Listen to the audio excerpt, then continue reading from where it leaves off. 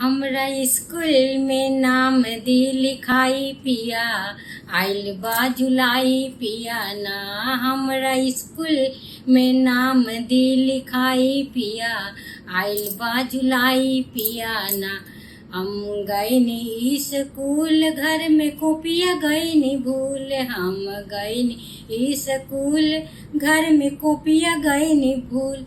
Helicopter से कॉपिया मंगाई दी पिया, आइल बा जुलाई पिया ना। हेलीकॉप्टर से कॉपिया मंगाई दी पिया, आइल बा जुलाई पिया ना। इसे कुलवा में नाम दी लिखाई पिया, आइल बा जुलाई पिया ना। इसे कुलवा में नाम दी लिखाई पिया, आइल बा जुलाई पिया ना।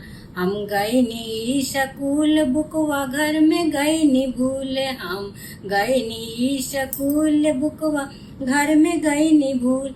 हेलीकॉप्टर से बुकवा मंगाई दी पिया, आइल बा जुलाई पिया ना। हेलीकॉप्टर से बुकवा मंगाई दी पिया, आइल बा जुलाई पिया ना।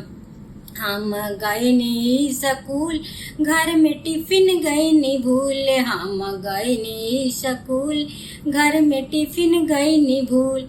हेलीकॉप्टर से टिफिन मंगाई दी पिया, आइल बा जुलाई पिया ना। हेलीकॉप्टर से टिफिन मंगाई दी पिया, आइल बा जुलाई पिया ना।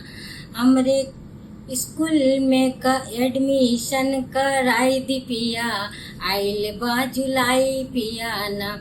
हम गईनी स्कूल घर में टिफिन गईनी भूल, हम गईनी स्कूल घर में बैग गईनी भूल।